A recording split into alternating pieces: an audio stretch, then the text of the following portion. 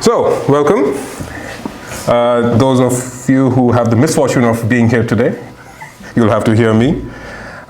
You were warned, so it's your fault if you're here, hearing me. Marco raised a good point in the chat that we typically don't know our full names. So I thought I would do a grand unveiling of my another first name. You all know me by my first name, which is Nathaniel. I also have another first name. It's called Girish, which is my Indian name, if you have to say that. And it means Lord of the Mountains. Well, I'm not, but it's just, yeah. I wasn't named for that reason. It's just a name that my parents liked, and I like it too. But yes, so today you hear me speak about the book of Judges. And so I've titled it The Lessons in Looking Inward and Passing Onwards. And as we get into it, you'll understand what I mean by that. Looking inward in terms of introspection and passing it onwards. We're talking about oral traditions and how we relay that information of how good God is down generations. So that's the thing. So before I start, there's a few caveats and declarations. I have zero training in doctrine or anything like that. I have not done extensive doctrinal, like self-study or things like that. It's mostly through Bible studies and things. So there will be no doctrine in my talk today. There's no real exposition on any biblical verses. I'm not trained for it, so I won't pretend I am. But I do believe that every Christian can speak on comprehension and application. What I mean by that is the three simple things that I read, I understand, I apply. Which basically goes to the concept of reading the Word of God, hearing the Word of God. As we read as not just with our lips, but we hear with the ears that God provides us with, the understanding, the comprehension, and then finally to be doers of the Word. So each person's life and experience is, and the burden that they have in their own hearts is an exemplar, as they call. It shows an example of God's heart and mind. So each person has their own experience, their own context, and each person has a burden, a specific burden. Some may have it on maybe doctrine, some may have it on prayer, some may, things like that. So my personal bent of mine, like I like history, and I like understanding context, like historical context. Doesn't mean that I do extensive studies on it, but that's just something I like. I gravitate towards it, and I'm especially interested in looking at character studies, either in the Bible or in real life or my life or my own character, and to identify flavors in each person's character, which can be good, which can be bad, and can certainly be ugly. And often we have a tendency to make heroes of people, but I think the truth is that everybody has the capacity to be good because God allows it to be so. We are certainly bad, and we can show certain ugliness in our characters as well. And so it's important to identify those areas in our own lives and in the lives of our role models or people in our lives, and place value to each aspect of that according to its worth. So if you see good in a person, you value it and you praise God for it. You see bad, you understand that we are all capable of it and you recognize it. Things like that. So that's what I'll be, so that's my burden. So if you may have talked to me, you may have heard me ranting. So it comes from that place. So, history and personalities. That's my interest. So this topic, don't worry, I'm not going to do a full-on slideshow. It's just to help me give you a spatial context. So for me, history without geography is kind of incomplete. So when you're reading about history, you should also have a sense of where are we talking about. It can be about people, and obviously people reside somewhere on this earth. So even that is part of geography. So I'll be doing a synopsis of the very quick synopsis of the book of Judges. You've all read the stories, but I think it's always helpful to sort of go through them again and reaffirm the lessons that ought to be learned from the examples of other people, and mainly that we worship God, because history, personalities, the history of peoples, it all shows God's work, how like his magnificent plan, his mercy, his goodness, and every book that we read, whether it be Numbers or Revelation or Gospels, I think his goodness is revealed in it. And we can then look at it through this prism. And Judges is basically like a pre-monarchy history of how the people of Israel, how they were right before they wanted monarchy and they got it. And I'll try to maybe convey a little context of that period of time. But before I start, I'll pray for myself and for you. So I'll just a quick prayer. Father, you are able to get your message across through anybody, anything. As you have said, the creation glorifies you. And yet, it is our responsibility as people to read your word, to understand it, and to comprehend your heart and your mind. Today, as I speak, Father, help me as you helped Balaam's donkey. Help me to at least be as clear as that donkey, and help the people who hear, the congregation, to look beyond the imperfections of the messenger and to focus on the message itself. In Jesus' name we pray. Amen. So, I'm going to... Right. So this is Judges. Don't worry. Very basically, you could read history as a study of the people group. You can study it as a study of personalities. You could look at patterns in history, and you can look at history as a purpose. So I think even in the secular study of history, these are kind of broad categories of how you approach history.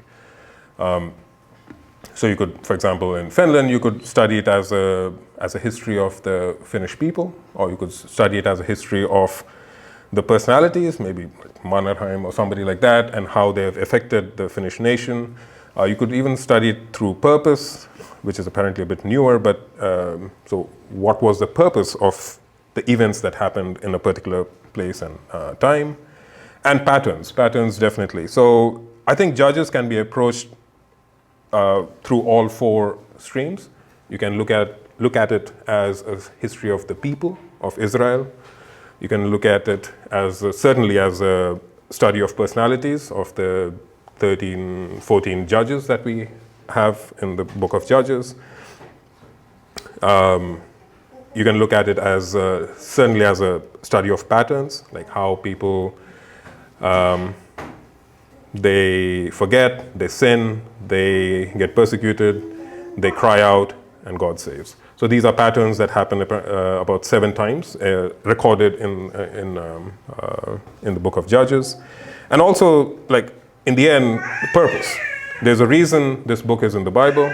There's a reason God made sure this record was passed down to us, that we read it, and what is that purpose? So this is just to, I will come back to this, but just to give you a timeline. So this is like the exact dates I haven't been able to narrow down. Some people say 1350 onwards. This is BC, so before Christ. Some say it's about 1200 BCE onwards. But almost everybody agrees that the period of Judges ends somewhere between after Saul's coronation as king and before David's capture of Jerusalem, because there are very clear evidence of that. So it's about a 40-year period so 1040 BC to 1000 BC. So the book was written by Samuel, most likely. It's not self-attested, but people, I think that's the general consensus. It was written somewhere between 1043 BC and 1000 BC. And the other thing is, like, who was the audience? So I think, so it is important to know then when was it written, because obviously it was written to address a certain audience. And I think this was the audience that was new to the monarchy. This is my interpretation. So they were new to the monarchy, so they had just been united for the first time under a single leader, like formalized leadership. And I think Samuel also if he is the one who wrote it, he intended this book as perhaps a cautionary tale of what went wrong when, as it says in the book, that in those days there were no kings and everybody did what was right in their own eyes. So I think that had a sense of conveying caution to the people of Israel once they're under the monarchy, that I think monarchy is not the solution. You still need to be careful. So I think that's my interpretation of why it was written, like who was the audience and for what purpose was it written, perhaps. And it goes somewhere between 1350 to 1200 BC, like the starting period of where the first judge is functioning, to about somewhere between here, where between Saul's and David's capture of Jerusalem. So you could think that starts somewhere here, ends somewhere here. And so I want to give you a sense of the context, like what was the world like back then? I certainly had a very detached sense of what was the surrounding, what was happening around Israel, the people of Israel, when they moved into Canaan and were occupying and conquering this land. We tend to almost separate biblical history from, general history. It's almost as if, like, we don't read history east of the Bible. You only know as far east as the Bible goes, and then everything else is, well, it's secular, so it doesn't matter. But, I mean, just to give you an example, like, so this is actually not even complete. I couldn't find a really good map. So there's also the Americas at the moment. So they've already had, like, for example, Egypt already was going through the third golden period. So people were established. China had the Shang civilization. I think it's like probably the first major formal civilization. I think there was one before that, like Zhao or something. They were after this, I think. So anyway, like proper civilization. So you can see that, I don't know how much you would agree with this categorization, but it's more just as a helpful thing, like the hunter-gatherers. Well, I don't know. Then they have like farmers, peoples, and then they identify civilization as a higher level of organization. So you have the Egyptians, obviously like the Middle East, the current day Middle East was hotbed for civilizations. You have Egypt and Africa, you have the Indus Valley civilization in South Asia, Shang civilization in China, you have the Olmec civilization in Central America. So people by this time are already very well organized. There's also trade happening. So it's not as if they were all living in their own tiny forest, didn't know what was happening elsewhere. And the reason I'm doing this is that to show that Israel was a very minor group of people. They had just come out of the Exodus from Egypt. They were not a significant force, cultural force, so to say.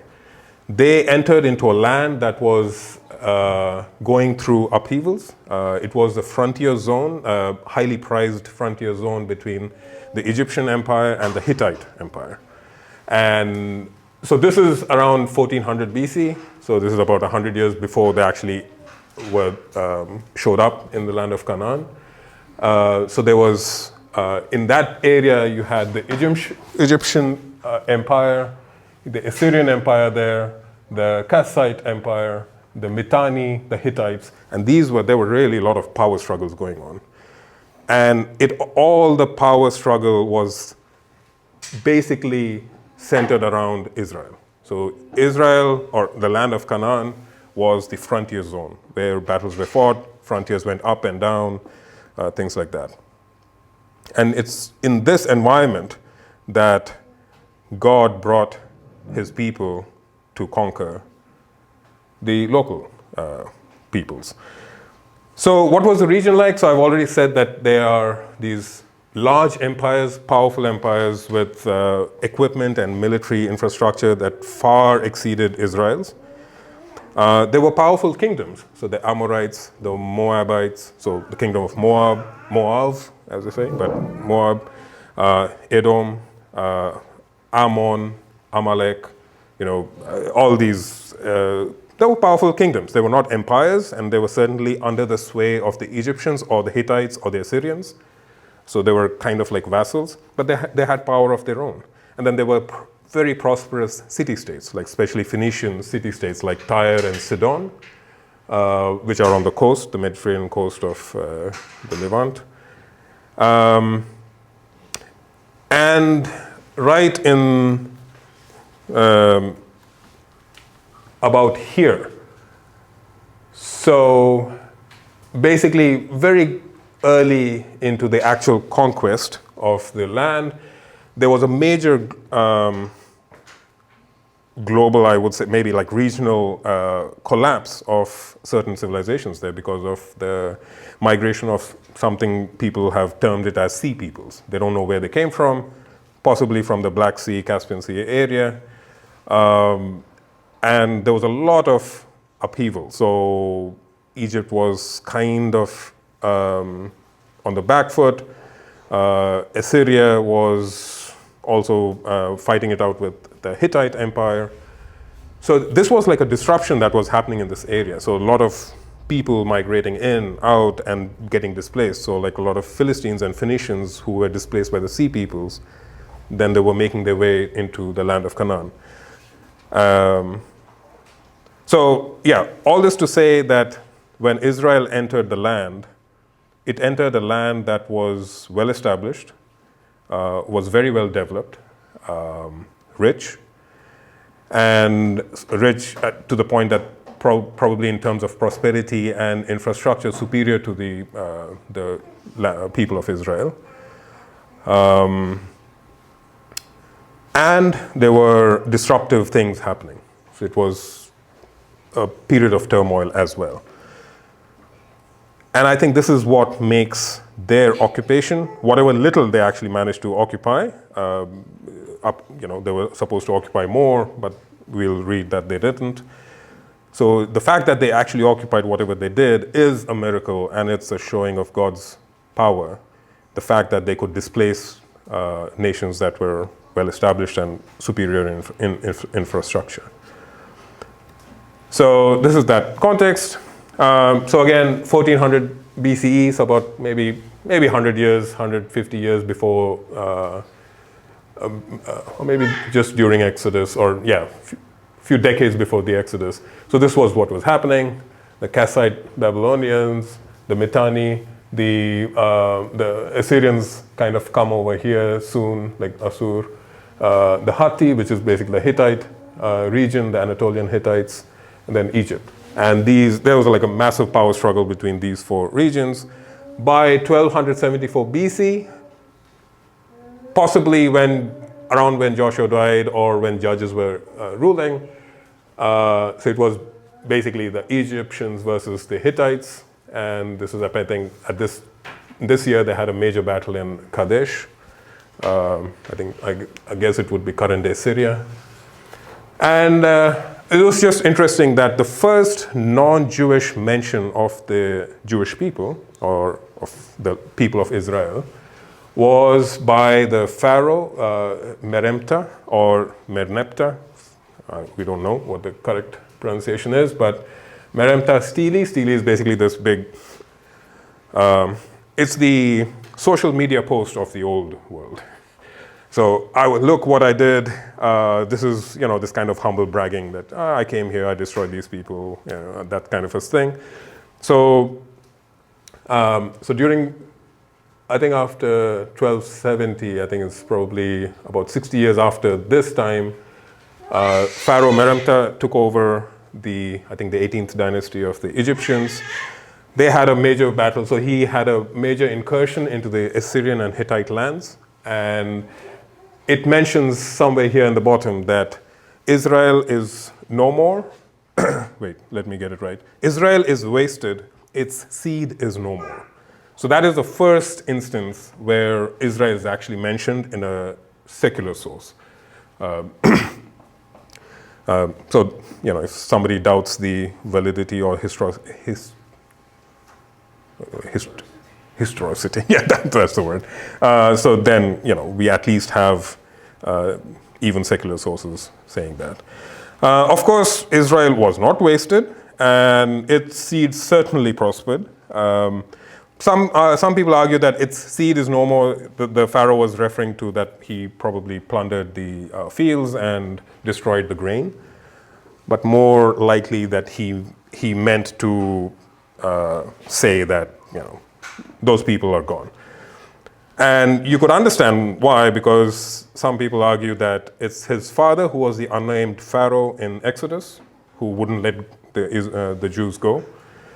So perhaps it was also as a matter of pride to say that these people who caused so much damage to his father's reign, I have wasted them, whether it be true or not.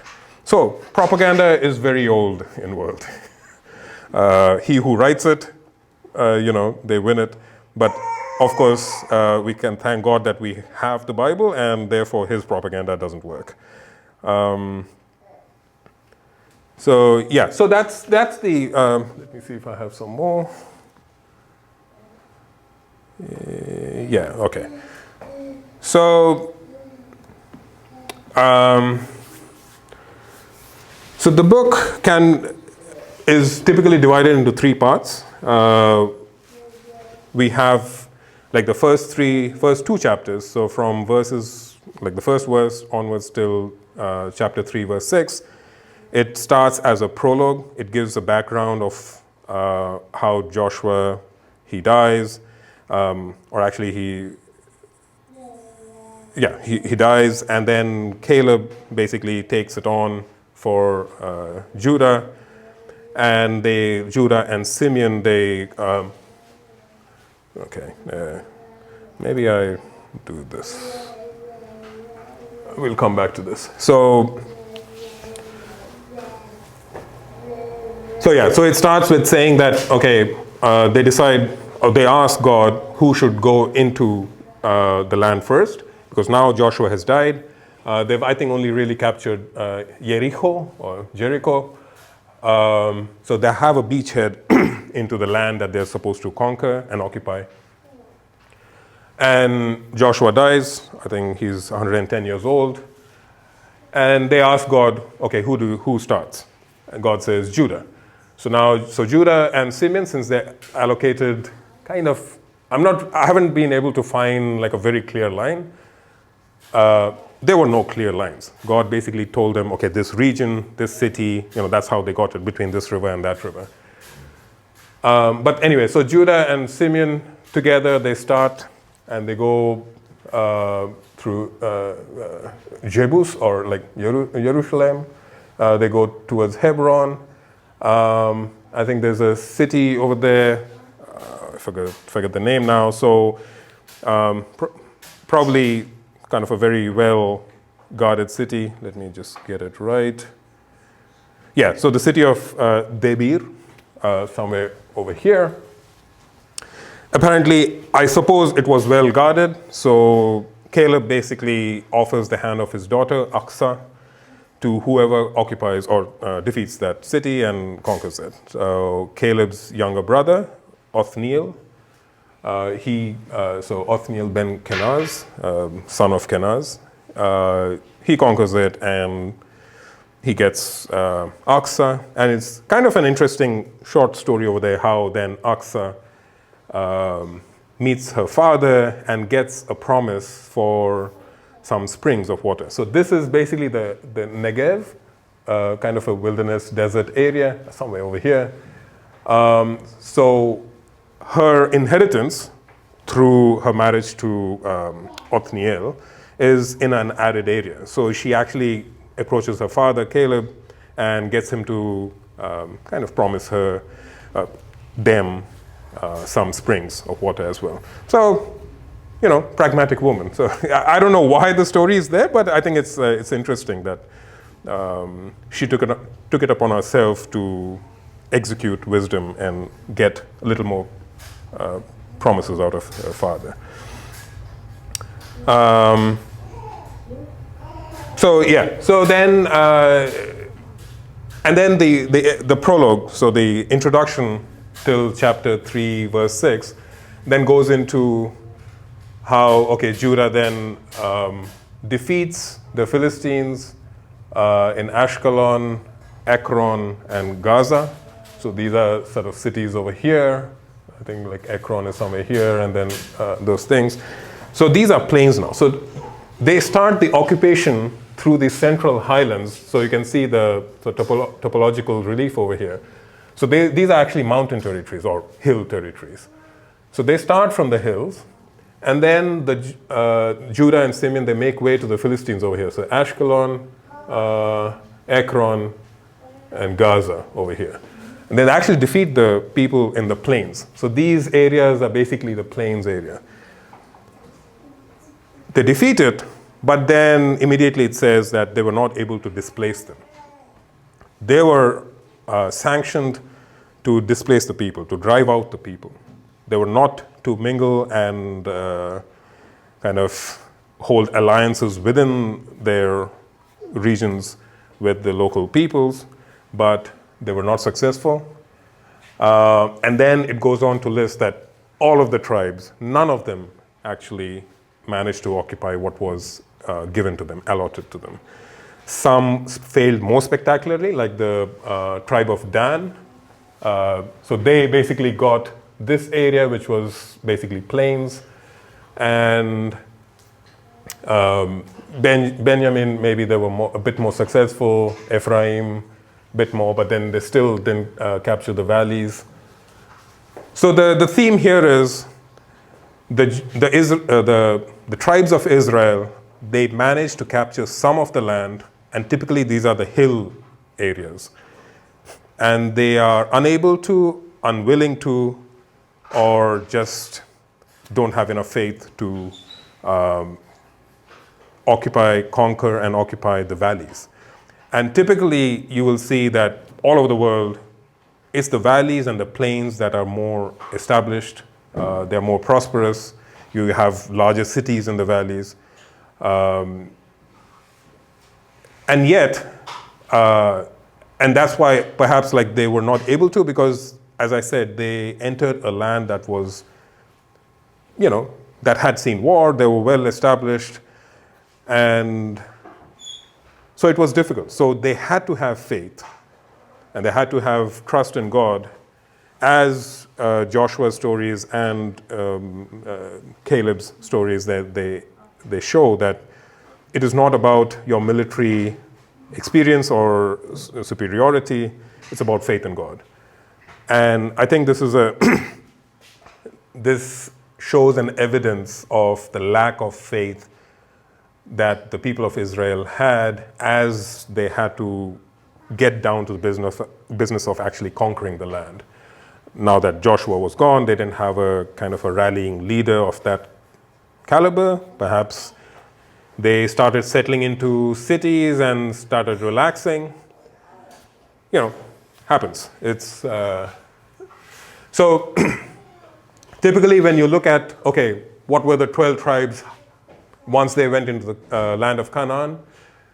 This is what you see. Okay, you know, Judah was here, Simeon was here, Reuben, Gad, Manasseh, and all that. But actually, perhaps this is more realistic. Yes, it was allotted to them, but what they actually occupied and had influence over was perhaps this, or maybe even less than this. So you can see that the shaded area is where they really had some influence, and you can see that it's basically all the mountain territories. So the land of Israel has two major valleys that cuts across. I don't know which one is, now I don't forget, like I think this is the valley of Jezreel, right? So there's that Megiddo, the city of, like, supposed to be Armageddon. So these are the two valleys, and this is where they are not able to capture that land. So they have these small pockets over here, then Zebulun, Issachar, Naphtali, and Asher, they're basically limited to that pocket. And also here, then you have Jebus, or Jerusalem later. It's a pocket by itself in the mountains. So we have a sense that we think from our current national boundaries or things like that. You enter a land, you set a border post, you have a fence or whatever. But it wasn't like that. Like, they would conquer, the Israeli tribes, they would conquer a city. Often they would have to retreat then. So it's a conquered people, it's a conquered city, yes, but they haven't been able to displace the people. So they haven't actually occupied it. They haven't, completely sort of taken it over. And they go basically from town to town or city to city or stronghold to stronghold. It doesn't necessarily mean that they control every part of it or they control the valleys. They may control the hilltops. So it's a very fractured occupation. It's not like they have a frontier and everything behind the frontier, they have absolute control and sovereignty, and beyond it is where the fighting is happening. And this is what will come back to haunt them, because now they have an influence, they have pockets of Gentiles, they have pockets of Gentile enemies, and yeah, so then for the next 200 years, they'll have to deal with this. So in the prologue, which is the introduction, like the first two chapters, the overarching theme is the failure to conquer, the failure to complete the conquest after Joshua. There can be many reasons. In fact, God himself, if I can get the Bible, God himself gives certain reasons, not for the failure to conquer, but reasons for the conquest to happen in a very staggered and staged manner. So if we turn to Judges chapter 3, verse 4. So there he says, they were for the testing. So they being the nations that were still around, that hadn't been displaced. So they were for the testing of Israel, to know whether Israel would obey the commandments of the Lord, which he commanded their fathers by the hand of Moses. And then another reason is verse 2 in the same chapter, chapter 3, verse 2. It was only in order that the generations of the people of Israel might know war, to teach war to those who had not known it before. So now, I mean, this also brings to the context that there was a couple of generations that grew up, perhaps like right after or during Joshua's entry into the land of Canaan. And they hadn't seen war, perhaps, like a generation or two, like proper war. And then there's another reason in Deuteronomy chapter 7, verse 22. chapter 7.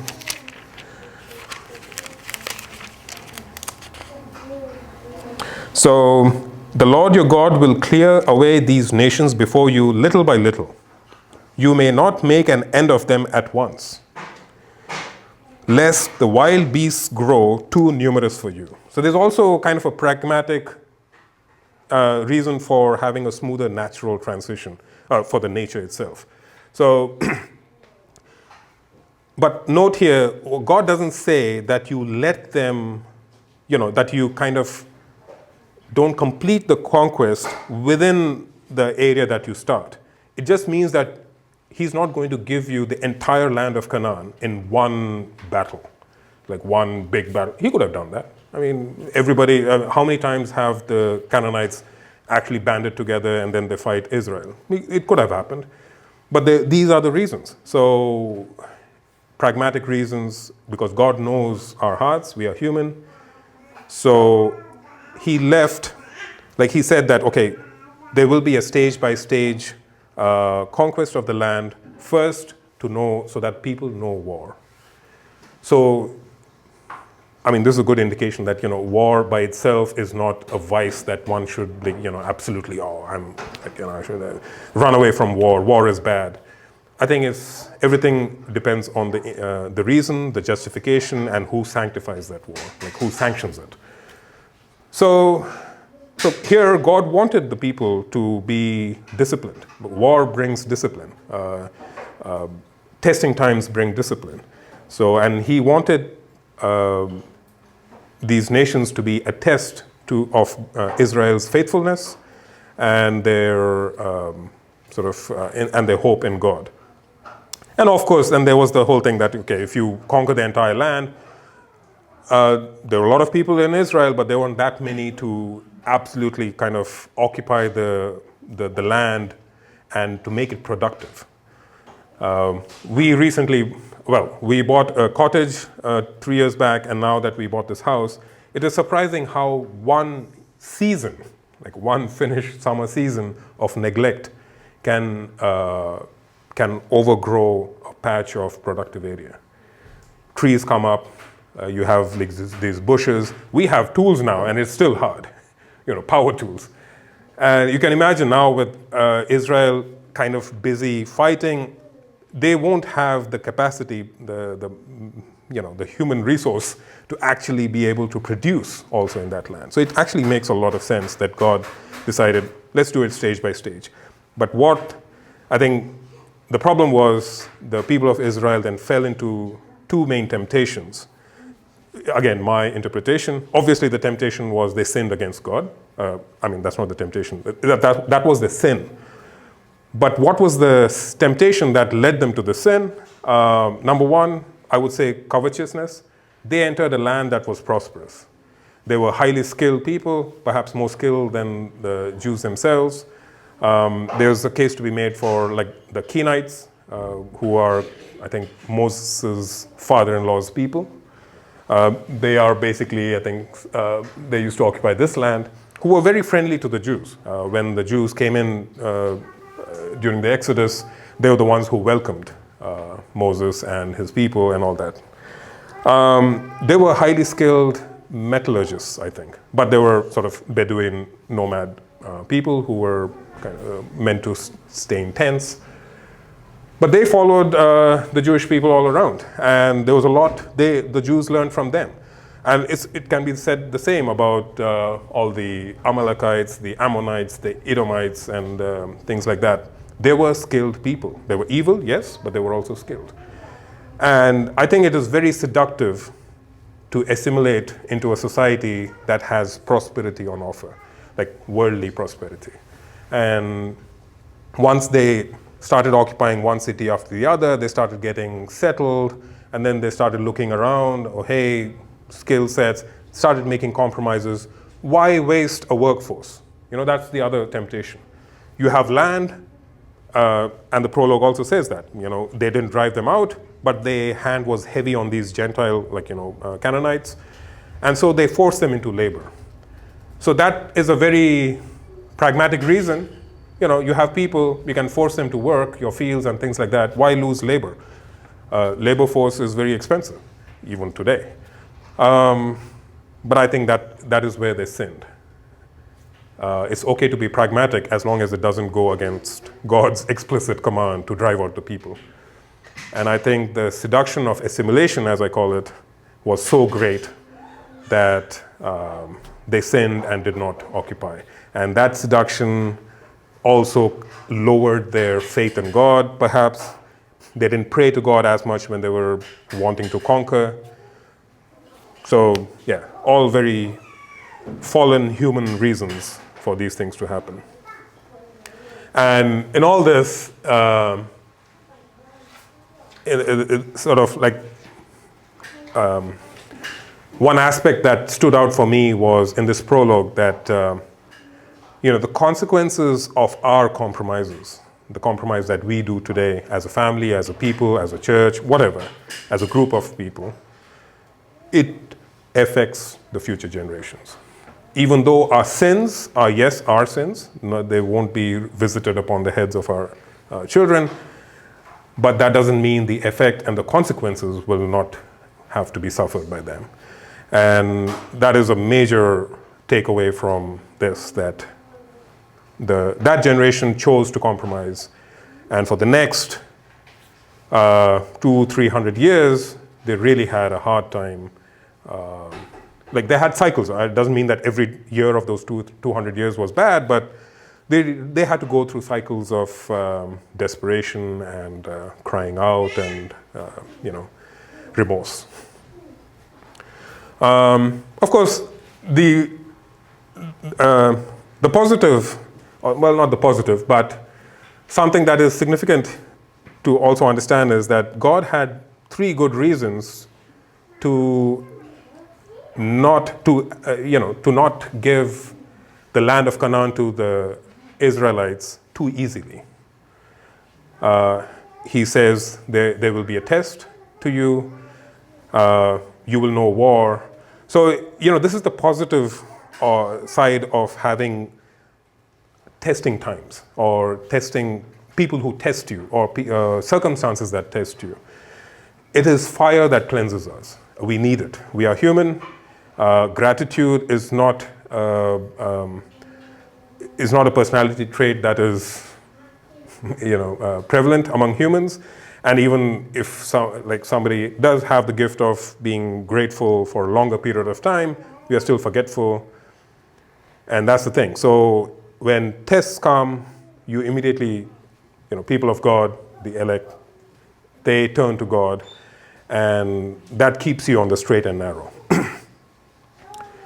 And so this was how it starts in the first 2 chapters of Judges, and the last 3-4 chapters, so chapters 17 onwards, 17, 18, 19, 20, 21, so 5 chapters, it basically describes the prevailing environment. So the Judges are in three parts. First is an introduction of what happened after Joshua died. Okay, they started the conquering process. They didn't manage to do it, and why they did not manage to do it. Then the middle part is all about the judges who ruled, who judged the people of Israel. And then the end part actually gives you the context, like what was the sin that people were getting into. So it gives 2 very good examples of how deep and perverse the sins were. It gives you a sense of how bad the situation was. And the sins were, let's say in this case, committed by the tribes of Dan and to some extent Ephraim. But mostly the tribe of Dan, the sin was idolatry, where they appropriate the idol of an Ephraimite and they entice a disgraced Levite priest to say that, come be our tribe's priest. And so they take an idol, they take a dishonest priest, and then they set up their own worship. They give up on the land that was allotted to them, which is over here, and then they migrate all the way between Naphtali and Manasseh over there, which is another rebellion against God. So instead of praying to God that, hey, we are finding this difficult, they decide to just move. And so that was a sin of idolatry, exemplified by the tribe of Dan. And then there was the sin of immorality, exemplified by what the Gibeonites, like Gibeon over here, the tribe of Benjamin did. So very quickly, tribe of Dan, idolatry. There's a guy of the tribe of Ephraim who lived in the hills, hill territory. Basically, Ephraim is pretty much entirely hill territory, who stole 1,100 pieces of silver. And you can imagine, I don't know if I'm right in this, but it's a significant amount of money, and I'll tell you why. So he stole 1,100 pieces of silver from his mother, and then he decides to confess. And again, cautionary tales to mothers around. So the mother is such a, like a useless disciplinarian, I guess. She is so happy that he confessed that she actually gives him, okay, you keep 200 pieces of silver. I'll make you this idol of some god, some local gods. You can add it to your collection. So that guy was already idolatrous. He was apparently collecting idols, local idols. He stole this money. He confessed. Mother gets impressed by his confession, gives him 200 pieces of silver out of the 1,100, and tells him, okay, here's another new idol. You can be the priest for this god. And if you remember, I think by Jewish law, that kid, well, he confessed, so I don't know what the law would say, but technically anybody who commits idolatry is to be stoned to death. So instead of taking it seriously, she actually rewards him. So you can see that the family situation itself was gone case. Anyway, so then there's a Levite, I think, who was probably running away from some scandal from the land of Benjamin. He lands up at their house. He sees this list or like a line of idols. He says, oh, hey, you have pretty impressive collection. And so I think Micah is the name of the Ephraimite who has these idols. He says, how about you become my priest? So, and he pays him 10 silver coins per year, plus lodging and board. So you can imagine that if 10 is the salary for a year, he stole 1,100. That's a lot of money if that makes sense. So this Levite, disgraced Levite, joins into the sin of idolatry. And then the tribe of Dan, they are migrating, so they are exploring the land that they want to occupy. So then they are going through this guy's house, Micah's house. They look at this, they look at the list of idols, they look at a Levite, and they find this very interesting. Here they have a bunch of religious motives. They have, that house has established a priesthood. They have a ready-made religion. So they tell this Levite, they're stealing this idols. The Levite says, hey, what are you doing? They say, do you want to be a priest to this guy? Do you want to be a chaplain? Or do you want to be a priest to the entire tribe?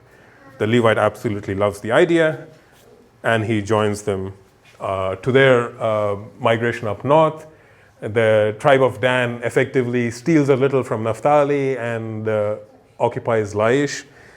Another interesting story over there. So they named it Dan, but it was called Laish. And apparently it was a people that were very prosperous. They had everything. They had want of nothing. And they were very unsuspecting people. So basically Dan goes and occupies the people that were not expecting it. So it was a takeover that was probably not sanctioned by God. So that was a sin of idolatry.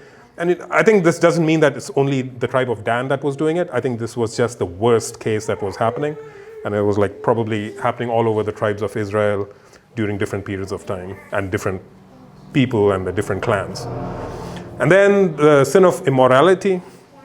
There was the story of a Levite who has a concubine, and in a very in a story that is reminiscent of Lot's story in Sodom.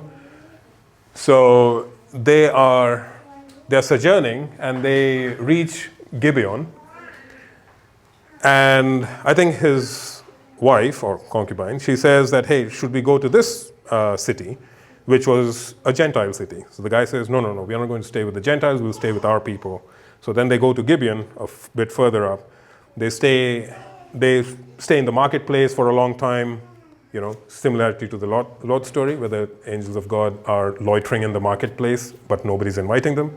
Same thing happens to them. Finally, an old guy comes and says, hey, I'll house you, don't stay here. So that itself shows you that staying in the marketplace was not a good idea in that place, which means how sinful was that city already. So he takes him to the house. The people find out that this man and his wife are traveling. They come, knock on this man's door in Gibeon and say that, this man came, we want to basically violate him. Again, the sin of homosexuality, similar to what, the story of Lot in Sodom. And again, the same kind of a sin, but even worse now, because the host basically says, hey, I have a daughter, you can have her, or you can have his wife. So he basically offers the guy, his guest's wife. Absolutely deplorable kind of a behavior. And the Levite, the guest, also doesn't protest. So basically, they just drag her out, they throw her out of the door, they have their way with her, and the poor thing, she manages to come back to the threshold of the house, but she dies in the morning. And this guy, without any remorse, this Levite, weak man, apparently he slept also, so that's how weak he was, sinful, wakes up in the morning, opens the door, tells her, wake up, let's go, not even realizing that she's dead. He sees then she's dead, puts her on the donkey, and I think takes her home, cuts her up into 12 pieces, parcels it to all the 12 tribes. And this is the first instance where the tribes then unite for a single purpose of, for a sense of justice. But it's actually a civil war. Not the 12, but except Benjamin. So the tribe of Benjamin, they are so incensed that the other tribes are meddling in their affairs that they decide to fight. So they decide to defend the indefensible. And basically there's a massive civil war. I think it's 400,000 the people of Israel, all the other tribes of Israel, they gathered for war against Benjamin. It's actually not an easy battle. The tribe of Benjamin wins at least twice or thrice. And in the end, God tells them, tomorrow morning I will have them into your hand. And the battle is so vicious that there are only 600 men of Benjamin left out of some 20,000 odd men. And the other 11 tribes, they suddenly realize what has happened, that they've almost wiped off an entire tribe from among themselves. So then there's a story of they try to find wives for this tribe from the Gentiles first. Oh no, they find it from a city that did not join the war effort. So apparently that's a capital punishment if you don't join an Israeli joint effort. So they actually go kill all the men in that city that refuse to join in this kind of a righteous battle. And then they basically take those women and give them, or the unmarried ones, they give them to the 600 remaining men of Benjamin. And and then there is a whole story of how there were still only 400 women, so there were still 200 single men left. And then they kind of said that, okay, you can go and capture, we'll just look the other way. You can go and capture some women from nearby tribes. Anyway, so the point here is the extreme immorality of that situation, where a tribe even defends that city. You would think that they would have the memory of Lot, Abraham's nephew, like how the sin of Sodom and Gomorrah was so deplorable to God, and yet they did the same thing in the tribe of Benjamin.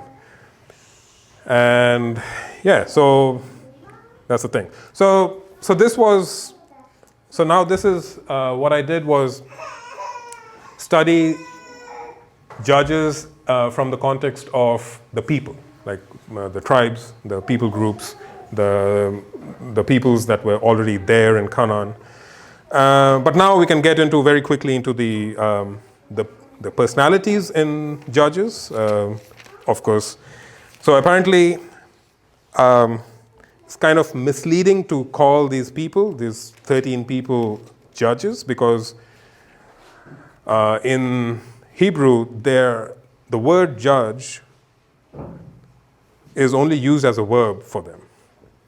So Othniel judged, Samson judged, but they're never called judges as a noun. So that word as a noun was only used for God, which is, it is significant. So basically, God is the judge. All these judges that we call them, they are basically instruments or executors of God's judgment. So they're not judges in the typical capacity of law or things like that. They're different kind of people. They were warriors, they were female administrators, things like that. So if you just run through, so we have about 13 of them mentioned, if you count Deborah and Barak as one, 14 if you count them as two, and one of them, Abimelech, is technically not a judge, but he kind of was the ruler during that civil war period. So, okay. And also, as this shows, all the 13 judges, they did not rule consecutively. So it is not like one after the other after the other. A lot of the judges were ruling concurrently in different parts of the country. So, for example, maybe Gideon was in the north, Othniel was in the south, things like that. So, and yet there were some judges who took over from the other one. So, like, after Othniel there was Ehud, so something like that. So, so we'll be going through them very quickly, just in the order of appearance. So this is that. Yeah, this one. So you can see that where the judges were based. So Othniel was in the south, in the land of Judah, Ibzan, Samson, Ehud, Deborah, and all that. So, so quickly, in order of appearance in the Bible, that would be the credits.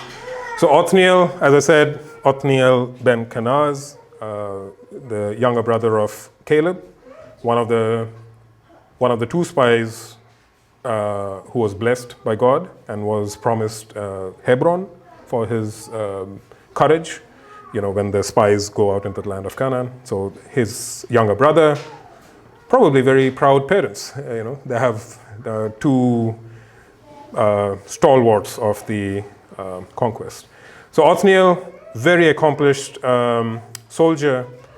Clearly, he wins over a very difficult to win city, Debir, and then he fought in the north against. So his main enemy was Kushan Rishnataim. So basically, I think Kushan is kind of like people group. Rishnataim is, I think, like twice evil or something. So I think it's kind of a moniker for that king. So Aram Naharain is basically Mesopotamia. Like Naharain is between two rivers. So northwest Mesopotamia, so about over there, kind of the.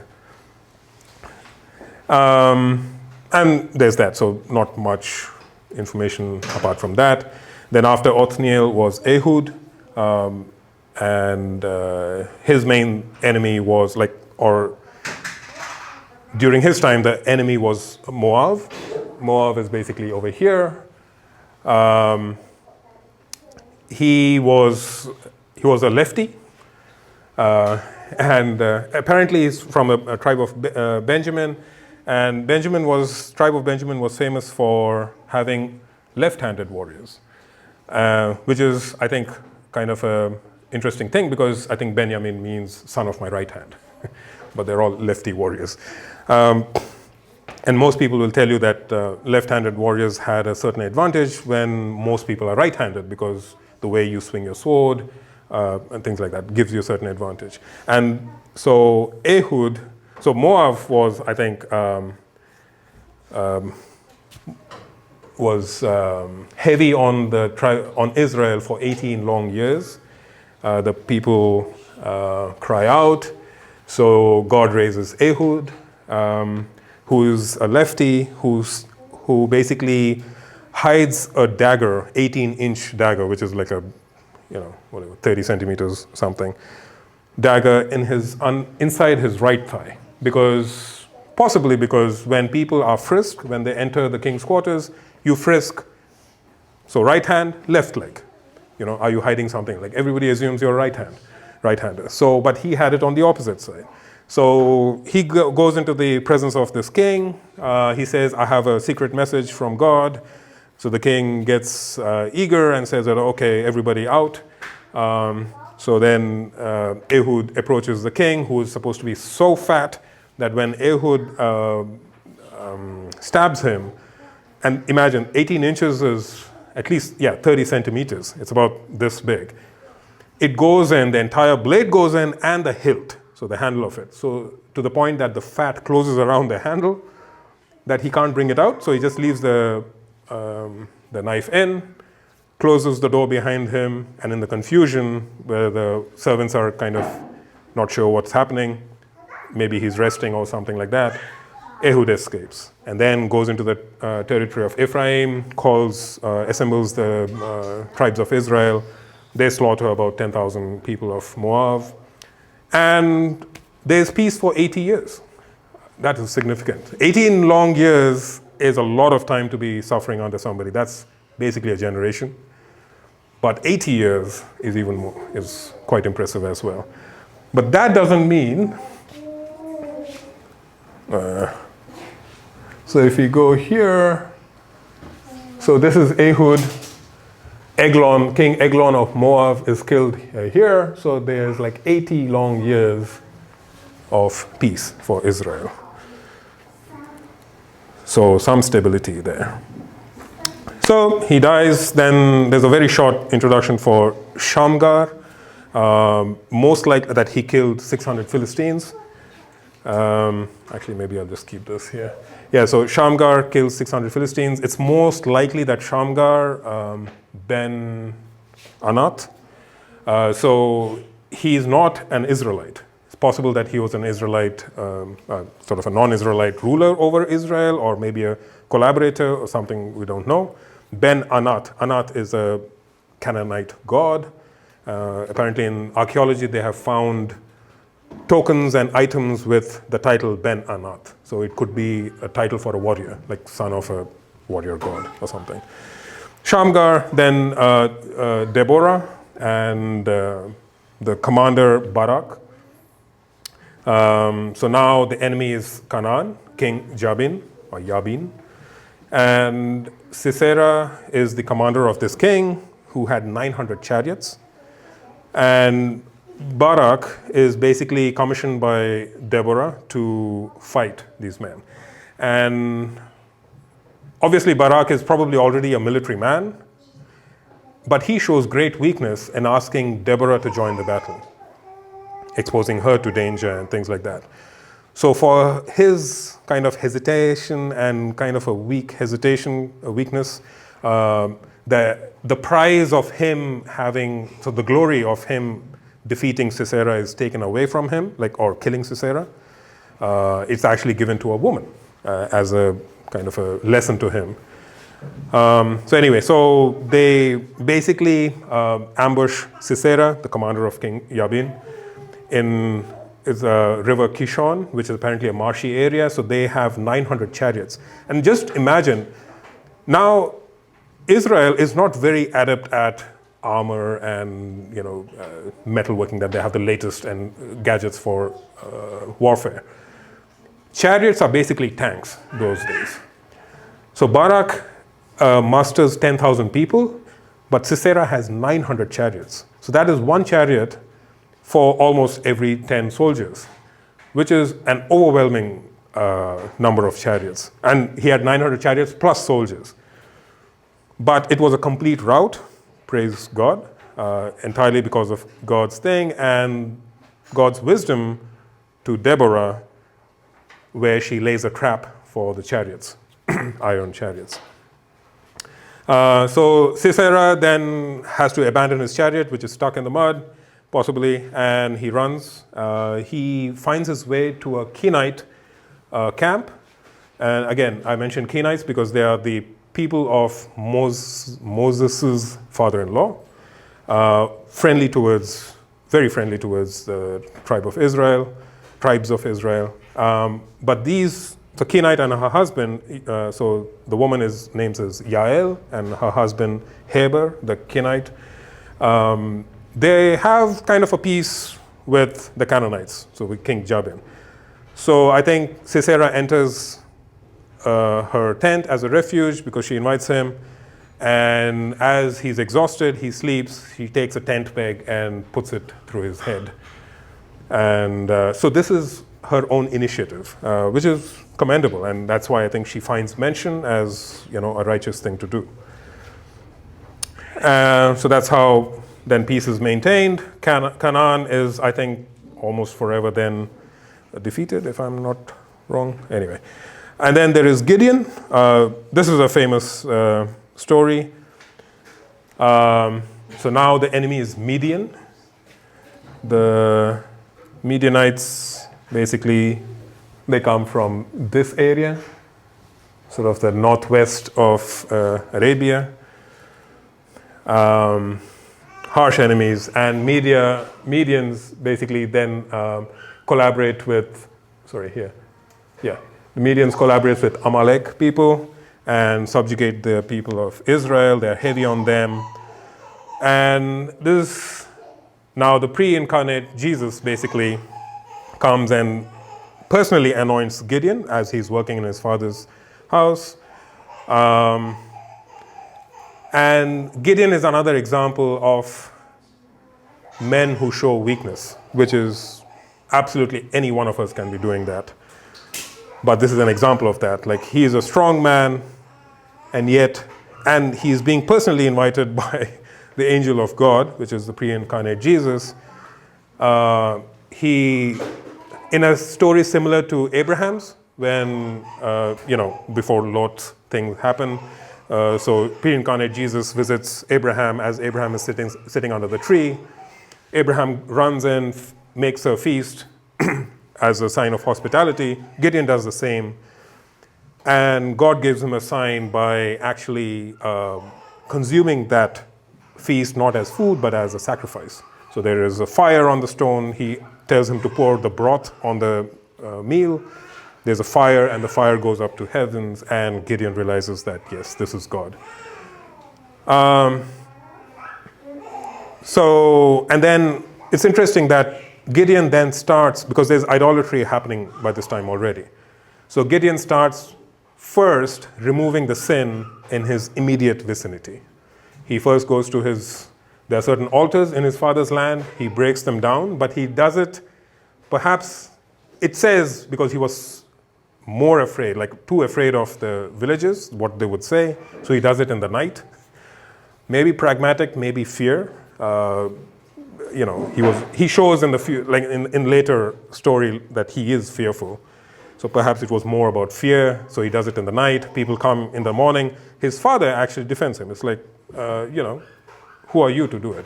Let Baal defend himself. So that's why I think Gideon's other name is called Yerub-Baal. A person who contends with Baal or something like that. So, and then the moment of, so Gideon gathers troops. Gideon asks for 2 signs, again, a sign of kind of hesitation and fearful hesitation. Can we really do this kind of a thing? And again, we have to understand that there is every reason I might also do the same thing. You all might do the same thing. Because tomorrow if somebody says, go and fight against, I don't know, well, Russia or, I don't know, the US Army or something like that, they are so advanced, it is but natural to have that doubt. Can we even do this? And I think Gideon also had that problem. And yet it is not justified because God is with you. God has shown you a sign, a supernatural sign already. And yeah, so Gideon asked for 2 more signs. He asked for 1 sign with the fleece, made, wet fleece in the morning with the surrounding area dry. I'll take it as a sign. God does it. He says, okay, 1 more time. Don't be angry. 1 more time. Fleece dry, but the surrounding area wet. God indulges him. Okay, again it happens. Then he's assured. Then he musters about 30,000 people. And then as he is encamped, and probably should be opposite to the army of the Midianites, he's again fearful. And I think here God preempts that. So God says, if you are fearful, go with your servant as a covert spy and see what the soldiers are saying. I like this because God already knows our heart. Gideon has already shown that he's been afraid 3 times. So instead of God reprimanding him, he understands the weakness. It's not justified, but it's understandable. I think there are 2 different emotions over there. And God is kind and is merciful to give Gideon so many signs, 3 signs after the first, the sacrifice, the supernatural sacrifice, that, and then Gideon's heart is kind of strong. He fights. And then there's a whole case of how 32,000 people are pared down to only 300 people. So we all know that story. And yet it ends with a kind of a bad note. The people of Israel say, why don't you be our king? Gideon, I think, rightfully says, no, I will not be your judge. God will be your judge. But he says, apart from, I won't be a judge, but okay, give me 1 earring from everybody's thing. So I think he gets about 17 or 20 kilos of gold because everybody gives 1 earring from their plunder. With that gold, he makes a breastplate, an ephod. I think it's basically a breastplate. It can be more elaborate, but I don't know. And that becomes a sign, it becomes a start of idolatry for not Gideon, but his household or the people around him. So I'm not sure whether he should have done it, get a memento. He wanted something to commemorate God's hand in victory through his hand, through Gideon's hand. But anyway, it becomes a snare to the people of Gideon and to the people around him. And he had 1 major problem. He was polygamous. He had 70 sons and other offspring through other sort of concubines and things like that. And his son is Abimelech, who then instigates a civil war, because he basically kills all 70 sons of Gideon, minus 1, Jotham, who curses Abimelech. And so there's 3 years of instability, Abimelech and the city of Shechem. Then God basically he sanctions suspicion and strife between the collaborators, which is Shechem and Abimelech. They destroy each other. And basically, again, a woman basically kills Abimelech. Then there is Tola. There are certain minor judges, as they say. The minor in the sense that not much information is given to us. Tola from the tribe of Issachar, who lived in Ephraim, judged for 23 years. There is Yair from the tribe of Manasseh, judged for 22 years. The only information given is he had 30 sons and 30 donkeys who had 30 cities. So some of these judges, like strange details are given. So I was thinking, why? I mean, 30 sons, 30 donkeys, 30 cities, how does it matter? But I think, again, it goes back to the audience. Who was, let's assume Samuel, who was Samuel writing to?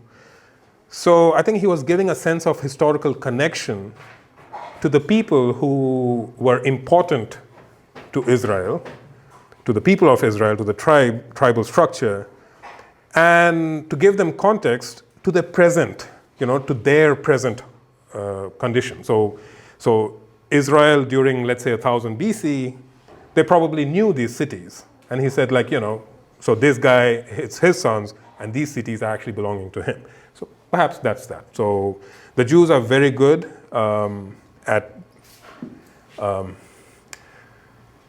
showing gratitude as a society. I mean, obviously we see that they are failing here, but still, among the peoples of the world, I think they are very,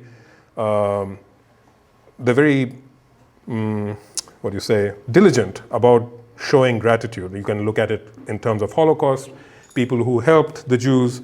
Even after 30, 40 years, somebody finds them, there was a famous case during the Balkan Wars. Somebody on a TV in Israel saw a woman, a Serbian, who helped them during the war. And the Israeli government, basically the army, they flew in a chopper, evacuated her and her family, and brought her back to Israel. She's a Gentile, she's not a Jew. So they have the sense of, people who have helped us are to be at least remembered. They don't do a perfect job of it according to God's standard, but according to all other peoples and nations, I think they are way ahead of us. And I think that's why all these minor judges who just have a name mentioned, they are mentioned because they were important to Israel. And it's important to remember them. And then we have Jephthah or Yiftah, is a tribe from a tribe of Manasseh. He's considered a mighty warrior, a person of low birth. So his mother was a concubine of Gilead, his father, who had many siblings, and these siblings basically persecuted him, drove him out of his father's household. So he actually ran.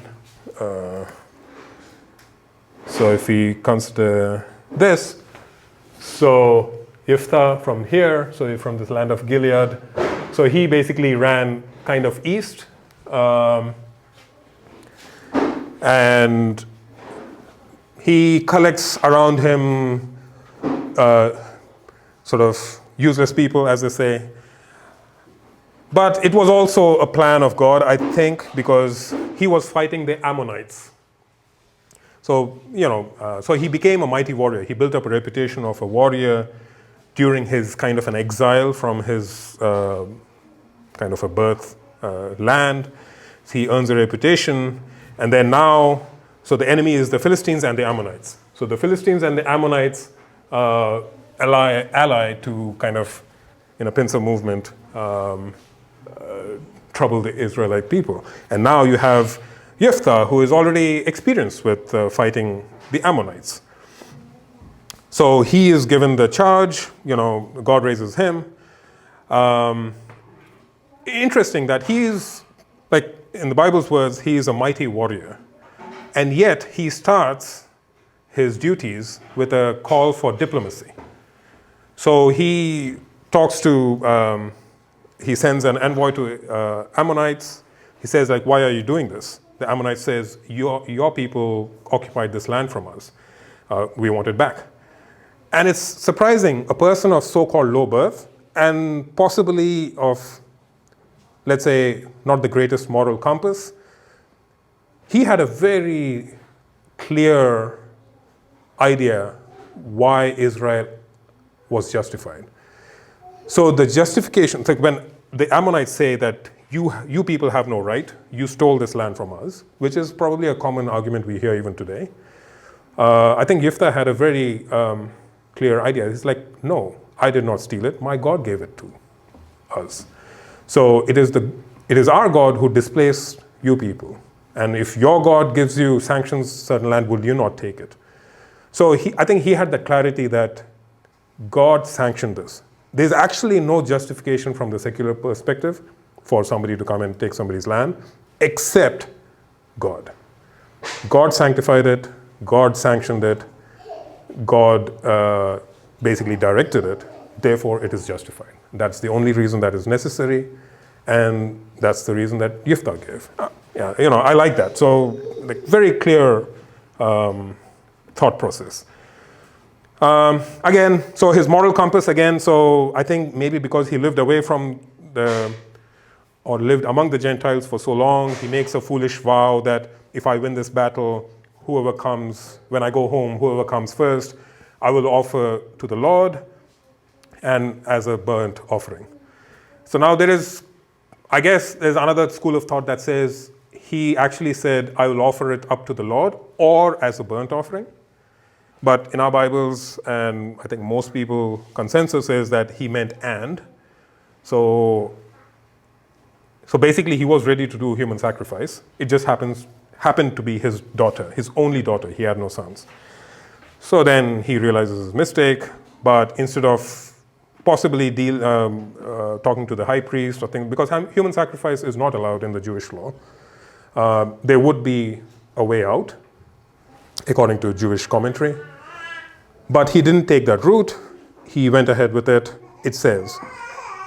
So if the consensus is to be believed that he actually sacrificed his daughter, but obviously there is always a probability that he actually meant that she would remain a virgin, like she would remain single. Well, we don't know. And then there is Ephraim, seems to be a tribe that is pretty petty. So they come up against Yiftah and say that, why didn't you not invite us for the battle? They get pretty angry about it. They fight. There's 42,000 dead from Ephraim. That is something. And then there are 3 minor judges, or judges with small histories. So Ibzan, the only thing we know is he had 30 sons and 30 daughters, and he married all of them outside his tribe. Then there was Elon from the tribe of Zebulun. He judged for 10 years. Then there was Abdon from the tribe of Ephraim. He had 40 sons and 30 grandsons who rode on 70 donkeys. So again, maybe the donkeys are important. And he judged for 8 years. And then we end with Samson. I'm out of time. But we all know the story of Samson, or Shimshon, which literally means sunshine. He's from the tribe of Dan, which is kind of significant to understand, what was happening there. Again, this was pre-incarnate Jesus who blesses Samson's parents. I find Samson's father, Manoah, to be an interesting character. Maybe you should read up on him also. Like, I like that he takes his wife's word at face value. The wife comes and tells him, because the first 2 times when Jesus, or pre-incarnate Jesus, visits the wife, her name is, I think, not mentioned here, he's not there. So she conveys what happens to her. So he basically says, oh, is that so? Next time, so the first time he's not there, he says, let's ask again for them to come, for this person to come, which is, they didn't know it was Jesus, so that we can understand what to do with this son. So he's already assuming it's going to happen. It's not a case of weak faith shown by Abraham or Sarah, things like that. They actually just, okay, this is going to happen to us. And then the guy, I like it there, he just assumes that the word is true, he has that faith, and then he wants to know what else to do. I think he's a very task-oriented person. So God says, you will raise him as a Nazarite, so no alcohol, no cutting of hair. So he wants to know what else to do, like how to raise this child. Anyway, so then Samson is, again, a good example of every one of our weaknesses. It's easy to, I always find it funny, like, he had so much going on for him, like he was blessed. He judged for, I think, 20 years. It's a long time, and he was clearly the strongest in that land. But his main weakness was women. And women of a particular kind, like, this kind of a strident and women who behave like a dripping of constant rain. In Proverbs it says, just bad choice. So first he marries a Philistine woman. So you know that story with the lion. He poses a riddle to the bridal party who get the woman to trick him into revealing the riddle. He throws a hissy fit, kills 30 people in Ashkelon, the Philistine area, and walks out. They just got married. And then after a year, so then the wife's father gives her to the best man, which is, pretty salacious. He returns after a while to get her back, but the guy says, I've already given her away, so, take the younger one, the sister. He gets angry again, then he captures 300 foxes, ties fire to them, sets the entire village during harvest time on fire, harvest lost, people angry. They come and they say, who's responsible for it? Somebody says it's these people, these Philistine in-laws of Samson. They come and kill them. So now Samson gets angry at them. So then he strikes them down, and then he's hiding. So now the Philistines basically, now at this time, Philistines are heavy on Israel for 40 years. That is a long time. 40 years is basically 2 generations. And we complain about things happening. Oh, COVID, 2 years. I mean, I'm not saying that we shouldn't. I mean, complain to God, that is. But 40 years is a long time. Philistines are ruling. At this point, the people of Israel are not even allowed to have weapons. And then, so the Philistines come, they threaten the tribe of Judah. You hand him over to us. They hand him over.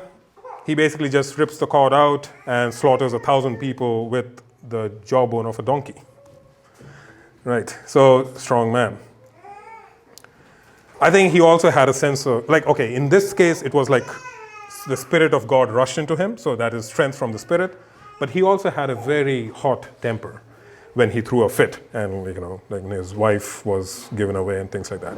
Then he gets into prostitutes, and then Delilah, the famous one. The Philistines offer her 5,500 pieces of silver. Now, if you assume 10 pieces of silver was a year's worth of salary for a Levite, imagine how much 5,500 pieces was. I'm not sure if this logic is sound of mine, but at least that's what I'm running with right now. It was a lot of money. So the 5 lords of the Philistines offered 1,100 pieces each, so that makes it 5,500 pieces. And we all know the sad story. And I think the harshest thing as I was reading through it was the offense to God, like how insulting it was to God when the Philistines finally captured him and they were celebrating the strength of their God. I think that is the, story of Samson is sad enough, but I think it's sad when we are the cause for embarrassment for God. I think that is, for me, that really stood out. One should pray that we never be that. If anything, we should be praying that God can boast in us like he did in Job, instead of being an embarrassment to him. But then he repents, and in his death, he kills 3,000. So he actually in his death, he kills more Philistines than during his life.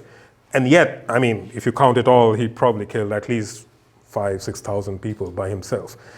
And one could say, 5,000-6,000. We tend to gloss over these numbers. But imagine this. I mean, he did this over 20 years. And, the world's most most effective sniper, Simo Häyhä. He killed, at least 700 people? 1,000, I think, 700 sniper shots and 1,000 in total. And that is impressive. And then he had a gun and all that stuff. Okay, it wasn't a great gun compared to, his situation, but then you have Samson who killed 6,000 people without a weapon. So, and The another anecdote or story to consider is that Samson, like all the stories that you see Samson like this big cartoon character with a V body and muscles and shoulders and, traps and or whatnots. But in all likelihood, Samson was as a normal-bodied person like us. Maybe not fat like me, but, normal body, like slim, things like that. Because God doesn't work through impressive-looking people. I think that's my understanding as well, that his strength lay in the fact that he lived as a Nazirite, committed to God.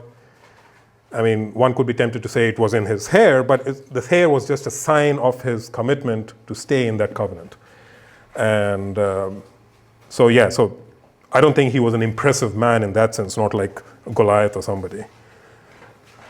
So the period of the personalities ends there.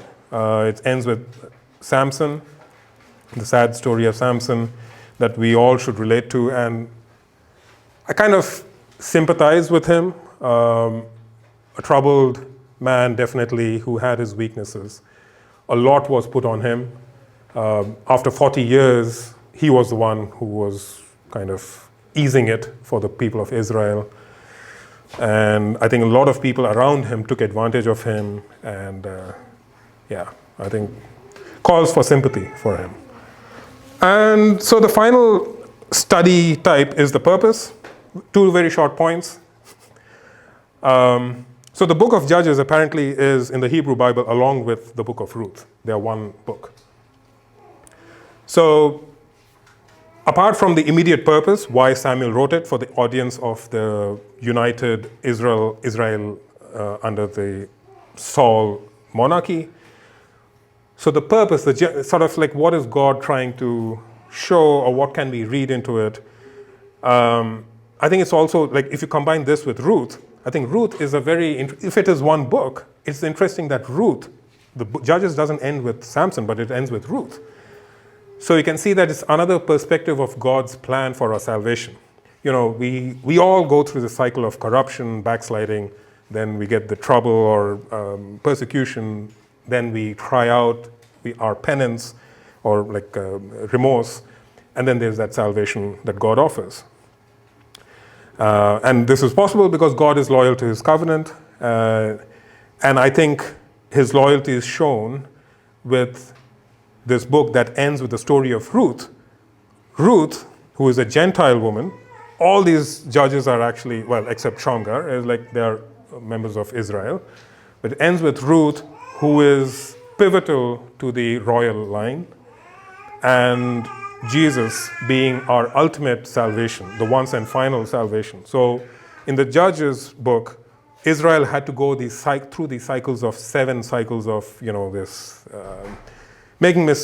sinning, repenting, salvation, sinning, repenting, salvation, so these 3 cycles. So I think if you look at the entire book, one could look at it as it ends with the precursor, the elements of the final plan, which is how God comes into our world as the final solution for our salvation. And Ruth is a nice contrast to Judges. If you look at the 3 main characters in Ruth, Naomi, her mother-in-law, and Boaz, her future husband. So it's like Ruth, who is a receptive and obedient Gentile. She's very tender-hearted, and she is influenced by this older Israelite woman who is loving and very pragmatic, I think. And most of all, Boaz, who is a very discerning Israelite man. You have Samson, who is the opposite of that. He couldn't discern the right woman or, who to be staying away from. And then you have Boaz that ends this combined book, who is the opposite of Samson. He recognizes, even in a Gentile woman, Samson did the same thing. He married Philistine women. Ruth was a Moabitess. But he understood from the God's perspective what was right, how God works in people, and he married her. And credit to him, he's in the line of Jesus now. So that's his reward. So all these three people come together to play a part in the arrival of the ultimate salvation for all future cycles of all people, of all God's people, like ours, people before us, people after us. And application, okay, I went way long, so I'm going to have to unfortunately cut down on this one. I have two main applications here, which again is my burden, is that number one, introspection. How we look at testing periods in our lives, it affects what steps we take. We will fail. We are human. Doesn't mean, we should try not to fail. It just means it is very much a possibility, a probability. So we will fail. But testing is not something that is, like a condemnation from God. It can be a testing, as long as we are sincere and we introspect. So he understands our nature. He keeps us testing. He keeps us in these testing periods to keep the fire in us going. He loves us, therefore he disciplines us. And it's important to acknowledge one's own role in our oppressive periods. So whenever in this book, the Jews, they cried out to God because they were oppressed, at least in a couple of times, they repent. They sin. We sinned against you, God. Take this away from us. So I think when we go through these periods, I think the primary thing and the most important thing to do is to recognize and acknowledge our role in our situation. And one needn't be fatalistic, as Hindus would be, well, I deserve it, so be it. Our God is an eager God. He is an eager Savior as long as he sees genuine repentance. And that is our responsibility, to show him genuine repentance. He understands we are weak. In this book, we see weak men in Gideon, Samson, Barak, and even Elijah or Eliyahu, who does marvelous miracles. And yet, when Jezebel threatens him, he fears. He fears for his life and runs. So weakness is a human condition. We should exercise God's grace to then overcome it whenever we encounter it. And the oral tradition. So this is something like close to my heart. Again, I was saying that Jews have a strong sense of oral tradition. They pass on the information. But again, in this book, time and again, you can see in sort of verses chapter 2:10, and there arose another generation after them who did not know the Lord or the work he had done for Israel. And that's a recurring theme. And Miska, a few Sundays back, he mentioned, remembering. And I think this is a very important part of remembering. Books, yes, obviously, because that's least corrupt way of passing on information. But I think you only really get context through oral tradition. When you hear from your previous generations, parents, grandparents, whatever, previous generations, like older people teach to the younger people. It gives you the context of what was it like. And the sad thing is these days, the way families are growing up, we don't even know our own parents' context. How did they grow up? Like my parents grew up in a very socialist time of India, where you had to wait for maybe like 3 years to get a car because there was a queue, things like that. There could be something like in China, like how was it during your parents' time of Cultural Revolution, perhaps?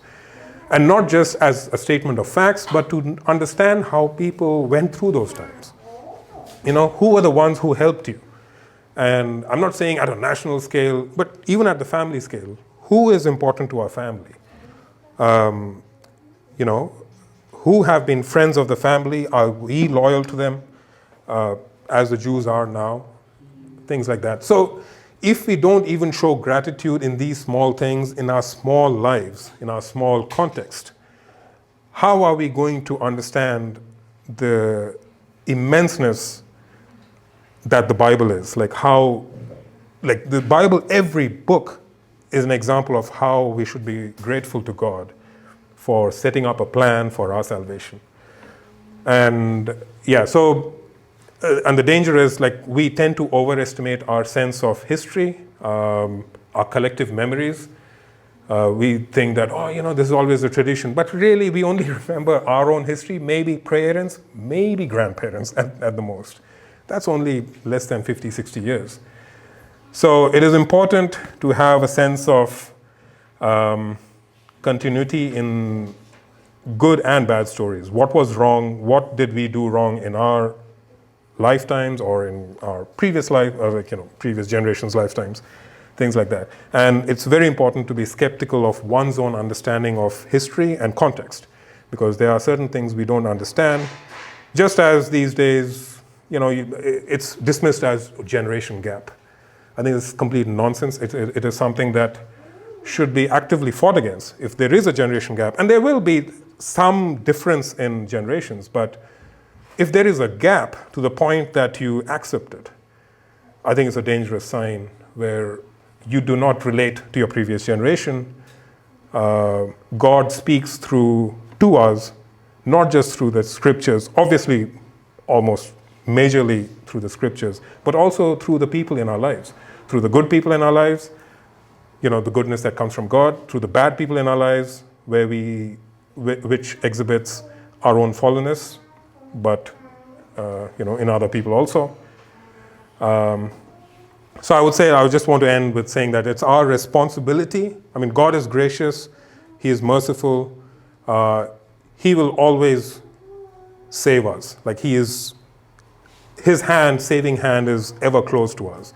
But it is our responsibility to continually introspect, to look within us, and to exercise His grace to tenderize our hearts and to sharpen our conscience, so that we can root out any sin that may be in us, and to remember all the good works that He did in our lives. Sorry it took half an hour more than except it was supposed to. So I would like to end this with a prayer from Psalm 141. I think it's just kind of appropriate for this book and for my emphasis. So this is a Psalm of David. O Lord, I call upon you, hasten to me. Give ear to my voice when I call to you. Let my prayer be counted as incense before you, and the lifting up of my hands as the evening sacrifice. Set a guard, O Lord, over my mouth. Keep watch over the door of my lips. Do not let my heart incline to any evil, to busy myself with wicked deeds, in company with men who work iniquity, and let me not eat of their delicacies. Let a righteous man strike me, it is a kindness. Let him rebuke me, it is oil for my head. Let my head not refuse it. Yet my prayer is continually against the evil deeds. When their judges are thrown over the cliff, then they shall hear my words, for they are pleasant. As when one plows and breaks up the earth, so shall our bones be scattered at the mouth of Sheol. But my eyes are toward you, O God, my Lord. In you I seek refuge. Leave me not defenseless. Keep me from the trap that they have laid for me, and from the snares of evildoers. Let the wicked fall into their own nets, while I pass by safely. Amen.